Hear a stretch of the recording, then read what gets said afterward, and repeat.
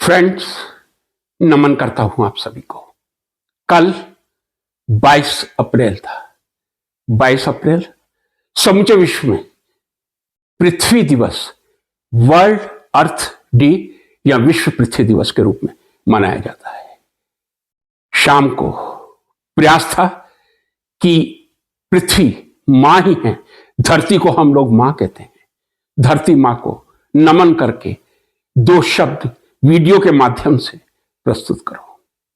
इससे पहले कि मैं अपनी प्यारी मां धरती को नमन कर पाता, इतना दुखद समाचार दूरदर्शन टीवी पर समाचारों में सुनने को मिला था कि मेरी हिम्मत नहीं हो सकी कि मैं पृथ्वी दिवस 22 अप्रैल पर पृथ्वी मां को नतमस्तक हो सकूं, क्योंकि वो पृथ्वी मां जिसने हम सबको विश्व के 800 करोड़ लोगों को जन्म देके पाला पोसा है और वो लगभग सतत इस कार्य में लगी हुई है, ऐसी मां पृथ्वी मां उसने कभी कल्पना नहीं की थी कि विश्व की सबसे सुंदर स्थली, पर्यटक स्थली श्रीनगर और उससे 50 किलोमीटर की दूरी पहलगांव पर 26 निहत्थे पर्यटकों का कुछ ऐसे क्रूर हत्यारे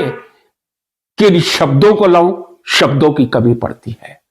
उनसे तो परमात्मा ही बिटकेगा।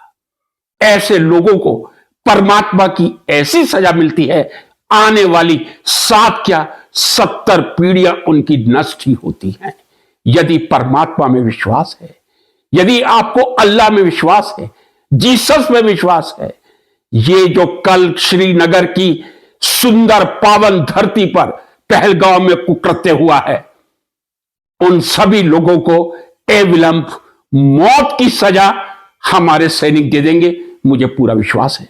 जिस तत्परता से पहलगांव की उस भूमि पर जहां लगभग 1500 पर्यटक एकत्र थे, वहां जाकर हमारे सैनिक बलों ने अदम्य साहस का परिचय देते हुए सभी पर्यटकों को जो सुरक्षित थे, घायल थे, अस्पतालों तक पहुंचाया, लेकिन जो मृत्यु की कोख में समा गए थे उनको श्रीनगर तक सुरक्षित पहुंचाकर परिजनों को सौंपने का काम किया जा रहा है। किन शब्दों में निंदा की जाए? क्या ये परम कलयुग का परिचायक नहीं है? कौन सी वो ये हस्तियां हैं जो इस प्रकार के निहत्थे लोगों पर आक्रमण करके उनको मृत्यु के आगोश में सुलाने का दुस्साहस करती हैं?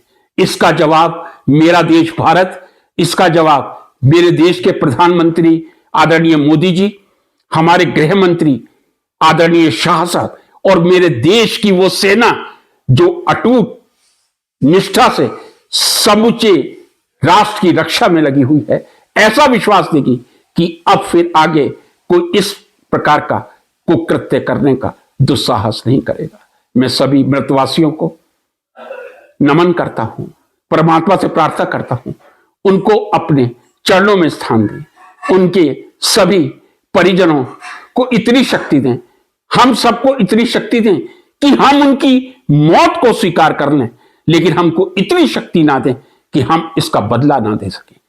मैं कहता हूं, यदि हमारे निहत्थे देशवासियों 26 को मारा गया है तो 26,000 जो कोई इस मृत्यु से जुड़े हुए हैं उनको 26, मैं समझता हूं 26,000 लोगों का वध करके ही हमारे देश को शांति मिलेगी।